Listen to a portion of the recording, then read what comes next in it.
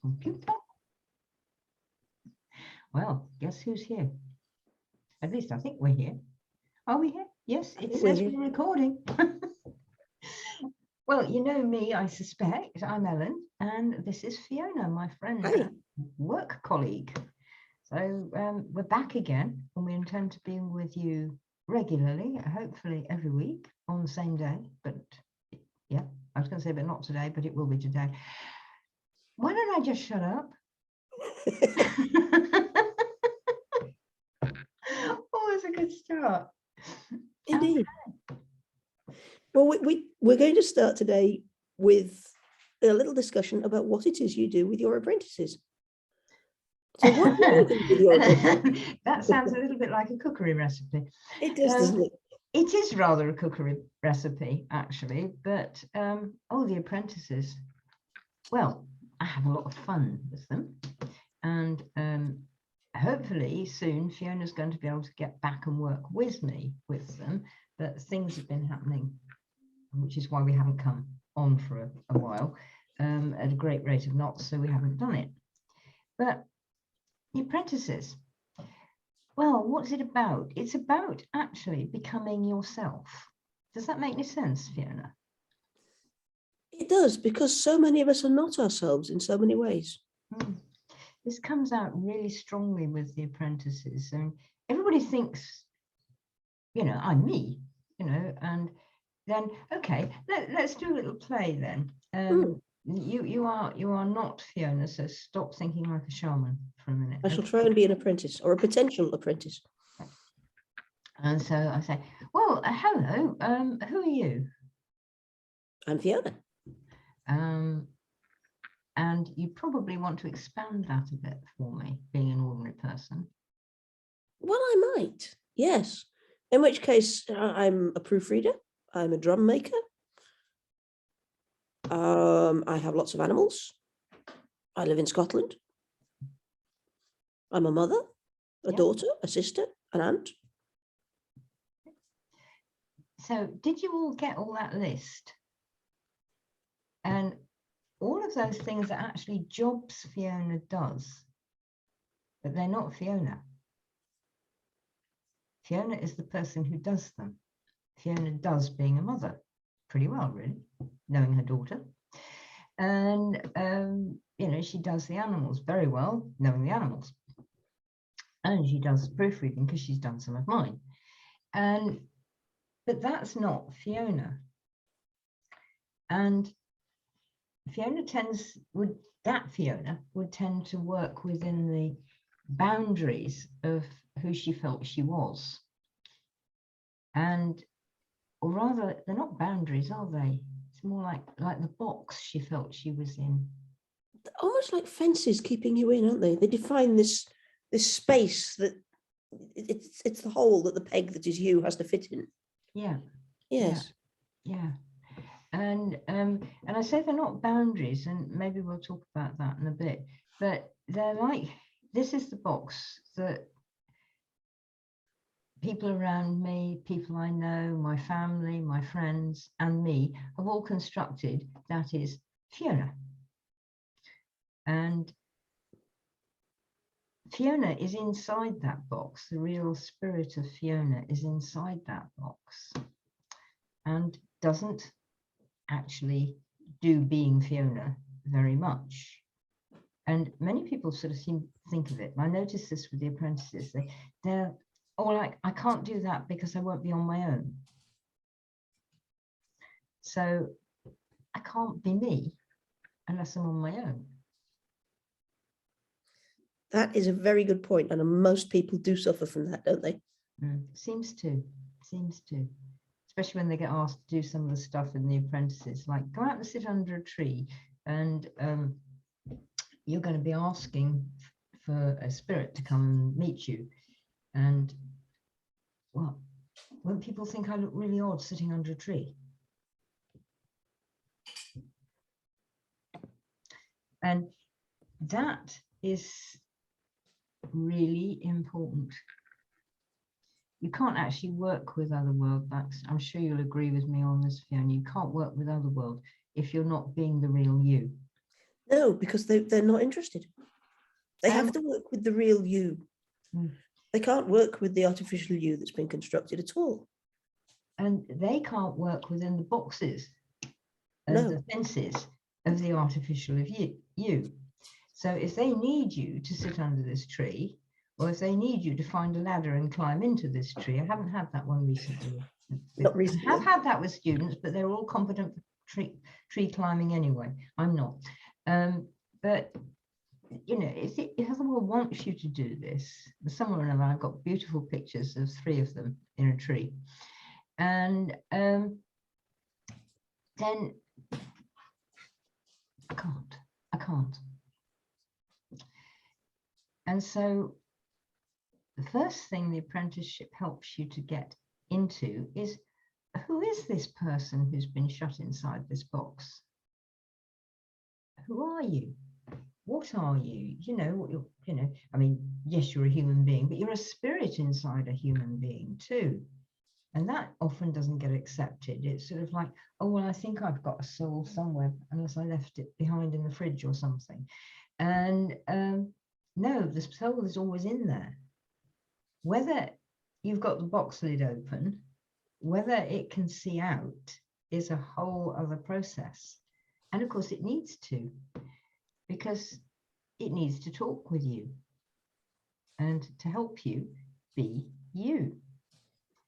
So the beginning of the apprenticeship is all about that.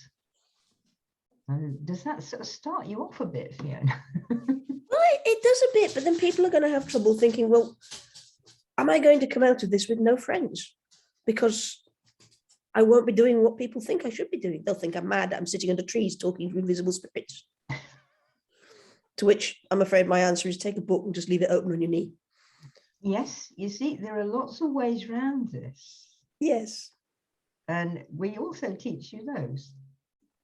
So, yes, you can. You can do this kind of thing, or you can just be sitting there. I mean, people are quite used to people meditating, and they're quite used to people doing mindfulness stuff nowadays.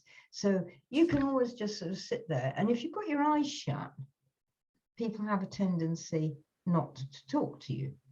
Some will, but usually they will leave you alone. On the other hand, and this is a problem which you learn how to work, is you don't want to sit there with your eyes shut. Because being you is not about disappearing into some fairyland somewhere. It's about you being here in this world where you can be useful. That's a word that's just gone ping in my consciousness there. Being useful. Do you want to talk about being useful in the concept of apprenticeships and in the concept of being Arweneth? Indeed, Arweneth is our word for what you commonly know as shaman. It means spirit keeper, one who knows. And those are things that the Tungus word shaman means too. But it's quite hard to spell, and nobody knows it, and everybody knows the word shaman. So more often than not, if we're talking to people we've never talked to before, we say the word shaman because it's easier, and we don't have to spend 10 minutes going off the point explaining what Arweneth is. So I won't do that now. Get back on the point. Right. Being useful. Well, one of the things that is very much happening now, and people are really noticing it, is what's got called eco-anxiety. People are waking up to the fact that the planet is up shit creek and we're not absolutely sure there is a paddle. And they're afraid. Fear always makes you terrified. And it's not quite the same thing, being fearful and being terrified, but it often does. And it also makes you incredibly anxious, and you tend to whiz around in your head, worrying about whichever bit of it is that worries you. And when you whiz around, I'm sure all of you have seen a drill. And, you know, there's your drill on the table, and it whizzes around, and so it makes a hole in the table. And it gets stuck in the table, and it doesn't go anywhere except that. Well, that's effectively what you do in your head when you whiz around. You get stuck in there. and down this hole, and you're sort of pinched in like this, and it's not a lot of use to you or to Otherworld. Now, Otherworld is always there. If you're watching this, you've probably got an inkling of that in the first place. Otherworld is always there. Otherworld is part of Mother Earth. Mother Earth is part of Otherworld. And the whole climate anxiety thing is part of us actually waking up to that. And mostly we're sort of terrified because we get IPCC reports, if you can remember all that and not spit it out without blowing your teeth everywhere, and all this kind of stuff. And it all sounds so huge, and you've got some portentous person on the news reading it at you, or you read it in Google in big headlines that usually are meant to frighten you.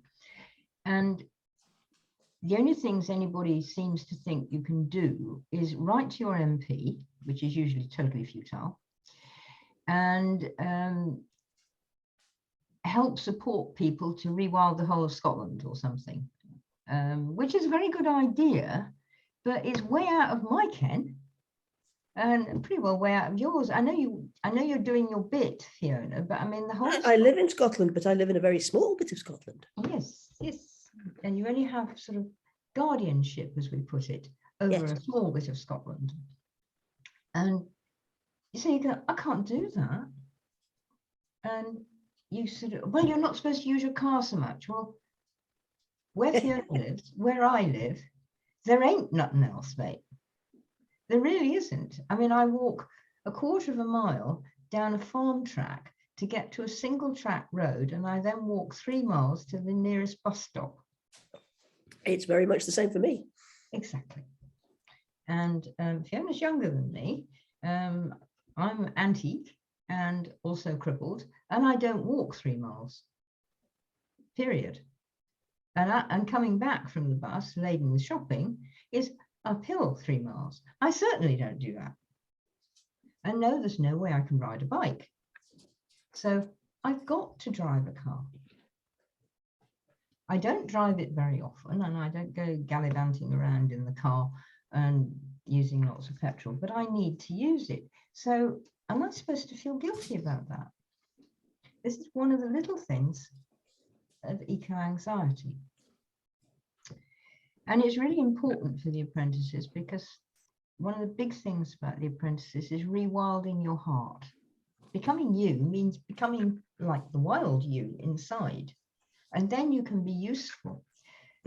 So you've got to be you in order to find out that actually not taking plastic bags is a good idea when you go shopping, and that you can actually even have a compost heap or a compost bin in a small place.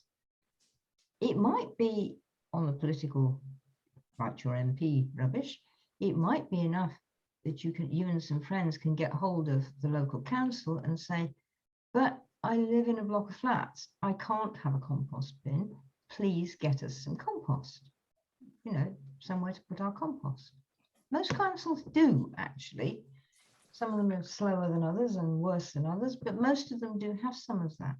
So being useful is like finding the little bits that you can do.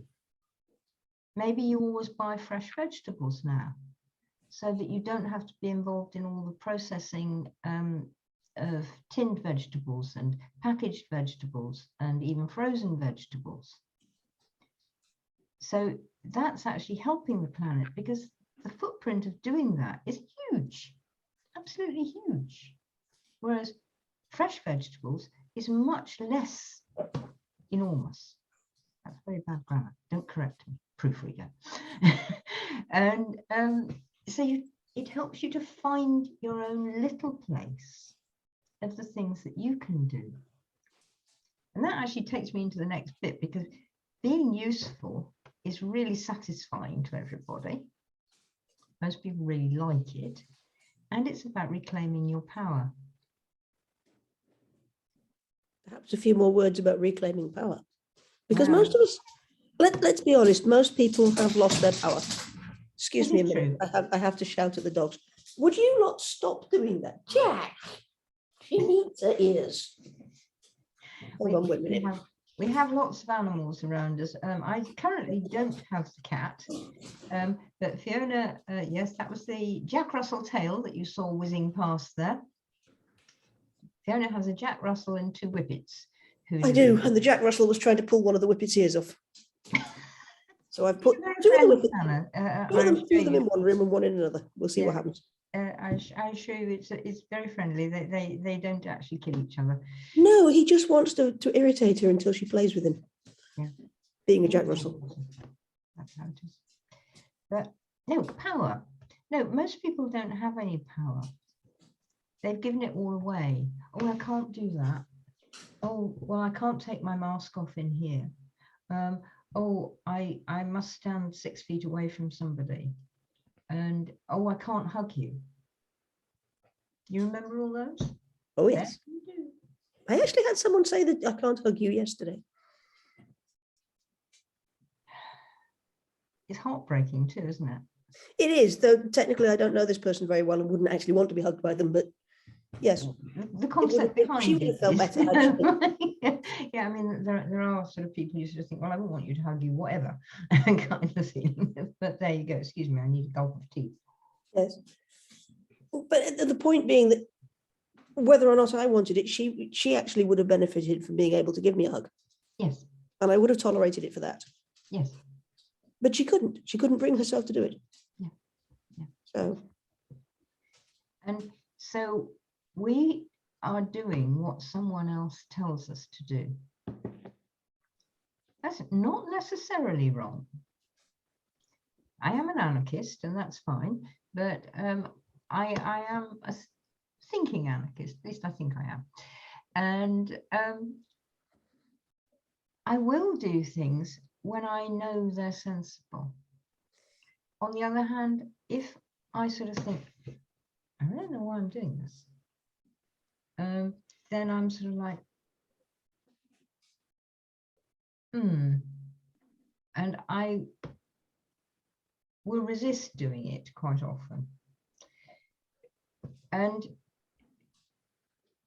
that comes into tiny little things. It comes into silly little things like politics. Whatever newspaper or Google I'm reading tells me that if I vote for this person, I'll be safe and my job will be safe and I'll be economically fine. And if I vote for that person, I won't be. There's usually no logic behind this if you bother to actually kind of look.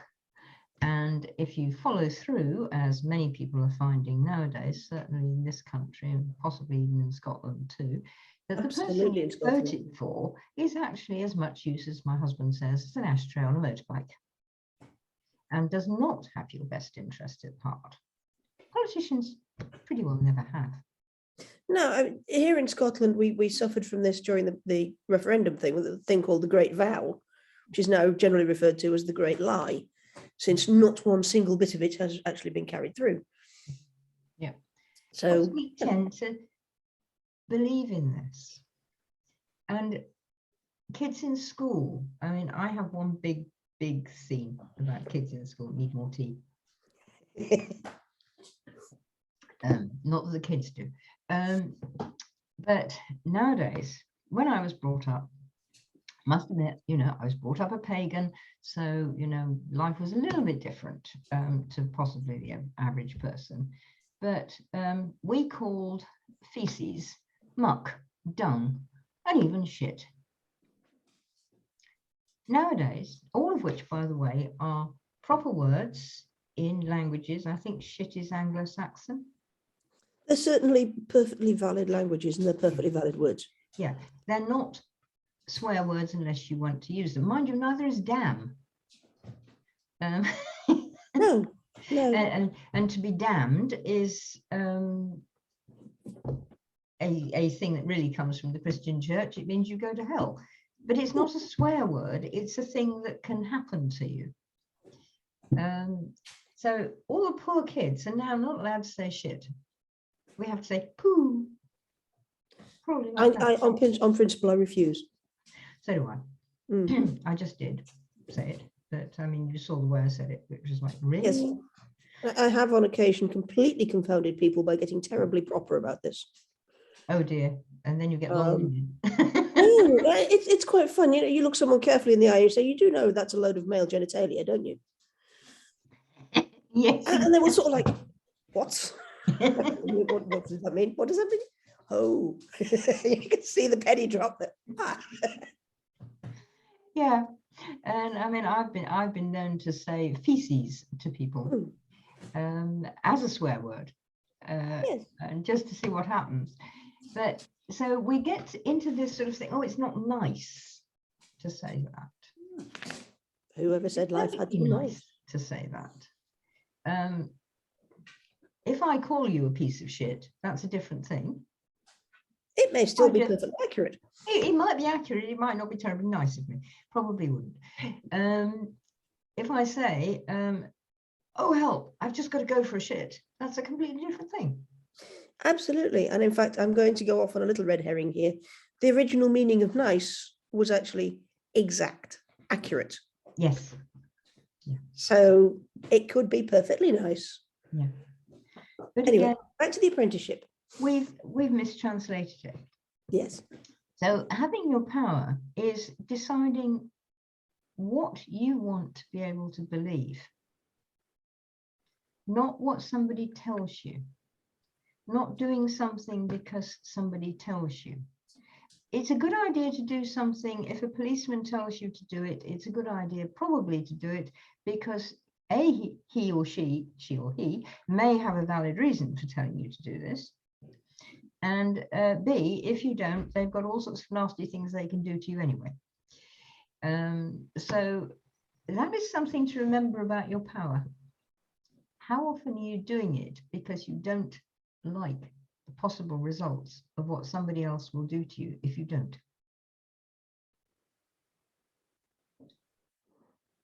But make a choice. Make a choice not to do it because you don't like the consequences. Yeah. Or to do it even though you don't like the consequences, knowing that's why you're doing it. Because that's perfectly valid too. If you're doing it to save your neck in some way, then what's wrong with that? I have heard that it is now accepted as a valid excuse for speeding is because I couldn't brake because the guy behind me was tailgating me. Which is interesting because it does recognize the consequences of obeying the speed limit is getting run over by the guy behind you. Yeah. And if the guy behind you happened to be a bloody big lorry, which has happened to me, yes, I tend to worry a lot. Yes, yes. It's one of those double articulated jobs at about 20 feet high. Yes, I know the things. Yeah. As you know, I've been herded off the motorway by one before now. Oh, I have, yeah, too. Yes. Yeah. Forced to turn off because he wouldn't let me go anywhere else. And so none of us approve of either of those things, I'm sure. So when we do what other people tell us to do without thinking, in a sense, we're succumbing to all of that. So that's just giving you an idea of power. And power for us, for any shaman type person, is about enabling power. It's not having power over somebody. And the guy who herded Fiona off the motorway is having power over her. Somebody who helps Fiona, like last night, the crankshaft broke. Crankshaft broke on the minibus, yes. Yeah, and now that guy was far more powerful than she was and able to get the van onto a tow truck and all that kind of thing. That was enabling her to actually not sit on this road for another 3 hours. It sure is a good idea. But little things. So what we help you to do is learn to be you. That's when you start in the apprentices, and you spend the whole of your time being you, more and more you, more and more authentic, the real person inside. And that person is okay about power because they know who they are. They can hide who they are, quite deliberately, and I can, Fiona can, sure you can. But I'm deliberately now being this sort of Ellen, because this will get me through this situation successfully. And now I don't need to be that sort of Ellen anymore. I can drop it and I can be the authentic me again. But inside is the authentic me that I know. It's taking hold of my power, saying, I will wear a mask here. I refuse to be driven off the road here, and I know how to get around it. I'll let myself be driven off the road here because I don't know how to get around it. And I'm making the choice all the way through. And I will vote for this person, usually because he feels good or she feels good, not because of what they say. I look at the energy feel that comes off them, and if they're any good, then I sort of think, well, okay, I'll support this one. I look at the news and have hysterics over most of it, because an awful lot of it's very funny. We had some lovely stuff over the weekend, for instance. But I don't necessarily believe it. And there was a lovely bit in one of the little rags about the Russian soldiers had been into Chernobyl, which is now a superb wildlife park full of all the wildlife that we don't have everywhere else, and several ancient babushkas who never moved out. And they went into Chernobyl and they promptly got irradiated, and now they're dying. Why aren't the trees? Why aren't the squirrels? Why aren't the wolves? Why aren't the babushkas? Yeah, I suppose my concerns there when I heard that news was, oh my God, the poor animals. They've had this beautiful wildlife reserve and now it's full of Russian idiots. Well, driving heavy I lorries think it and isn't shooting anymore guns. now. I think they've gone away. But yeah, my concern was that. But that's the kind of news that's built to frighten you. Yes. One of the things which most people don't know about Chernobyl, for instance, and this is fake news again, which came out at the time, was they had to send three super engineers who really knew what they were doing. They had to send them down into the building, the reactor building, to turn the taps off so that it wouldn't flood. So they sent them in, and the guys knew exactly what they were doing, and they were in there for about 5 minutes, in, out, or in, turn off, out. And the news afterwards said they'd all died of radiation. Well, one of them was on a TV program last week. Yes. And his mate, he says, was there too. And the other one's died, but he died of old age. So really beware of what you're told, you see. So what we do, again, in the apprenticeship is the more you become your authentic self, the more you reclaim your own power, you say, really? Why haven't the wolves died? Why haven't the deer died? Why is it only the soldiers? Plutonium's not specific. And so you start going, oh, hang on a minute. And even this is, you need to really sort of get to this place. Now, the apprenticeship helps you do that. And I'm not going to go into deep things about it, but there are lots of exercises and things you do playing with the everyday world, playing out by the river, in the park, under the trees, in your house, in your own study. It even happens while you're washing dishes. And you suddenly find, actually, no, that wasn't me. And you let go of this stuff. We call it scripts that we've learned from other people. So the apprenticeship is about that. When you can do that, or as you learn to do it, it doesn't even have to be when you can do it. As you learn to do it, so you get in touch with other world who's waiting there just to talk to you. And the lid of your box goes up a bit and they go, hi, and you hear them. And you stop worrying because, your mate down the pub is going to say, oh, your bloody voice is in your head again. There's another one, you see. And you say, no, I know that. The tree told me, the dog told me, whatever. And you learn to believe it. And you learn to actually not only believe it, but know that it's true. And you know it in your bones. And the apprentices, my current apprentices this year are, they've been with me since last September. And they're now getting pretty good at this. So that's what, 8 months? Yes. Doesn't take that long. And they're now getting into being able to really use themselves and really start sorting themselves out. And they're all asking about, well, when the apprenticeship's over, what do we do now? So, well, now you've actually got a real handle on you. Let's learn how to really work. And so they go on, and hopefully this lot will too, go on and do the Rainbow Warriors. But that's roughly what the apprenticeship is about and what we do. It's about becoming you, becoming authentic, being real. And so reclaiming your power and becoming powerfully you, able to stand there and be who you are without worrying, without getting panic stricken. And also without the bad stress that most eco-anxiety brings on, because you now know who you are, you know how to find out what you can do next, and you have the confidence in Otherworld and in Mother Earth to know Mother Earth knows what she's doing, and you can help her. Whereas most people with eco-anxiety just think there's nothing anybody can do, and any minute now the whole thing's going to go rubbish.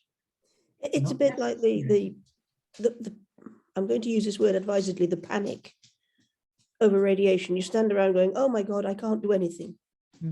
I can't, it's too big. I can't do anything. I'll just sit here. We're all going to die. Well, yes, we are all going to die. There's no immortals out there. Get over it. But, you also learn that that's okay too, and yeah, you that's stop fine. panicking about dying. It's fine. Yes, as part of the apprenticeship. but once you stop flying around panicking, then you can look for the small things that you can do. Yeah. So, what sort of people come to you as apprentices? I've even had a Tory politician and what do you call those guys? The guys who work in the city. One of Stockbrokers, stockbrokers, bankers, that sort of thing. Yeah, that sort of thing. I've even had one of those. Not bad, not ultra successful. A bit scared of losing all of his usual boxes, but otherwise okay. Ecologists, doctors, policemen. I've had artists, writers, ordinary people. Who like work in the bank or work in a solicitor's office or work in a shop, or people who don't work at all, one or two, depending on how old they are. I've got one person who's retired on the apprenticeship now, and she's doing absolutely brilliantly, fine. She was an accountant before that. So anybody, literally anybody who goes, I think I want that. Do you have any minimum or maximum ages? Yeah, I don't really like taking you, I'm sorry, this sounds horrible in ages, but I will explain it. I don't really like taking you before about age 28. You haven't had enough ordinary life experience, and you do need it.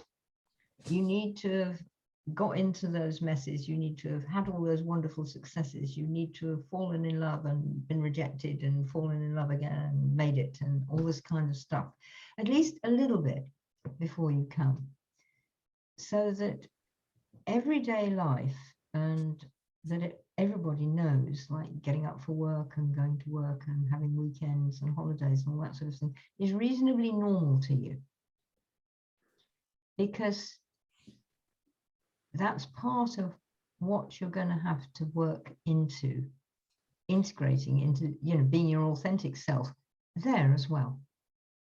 So if you're still messing about trying to sort all that out, it's like too many different parameters, too many things going on. So about 28, and as long as you feel your compos mentis can still read, write, and think, I don't care if you're 506 at the other end. Right. That's a fairly wide field, but life experience needed first. It really is, yeah. Yes.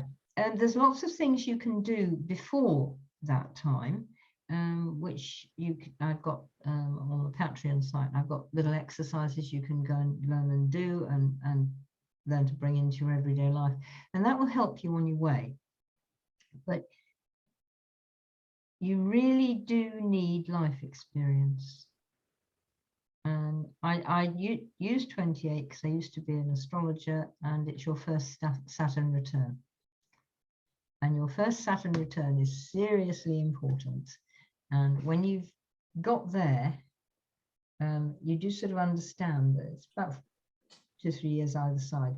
You understand the changes that happen over that.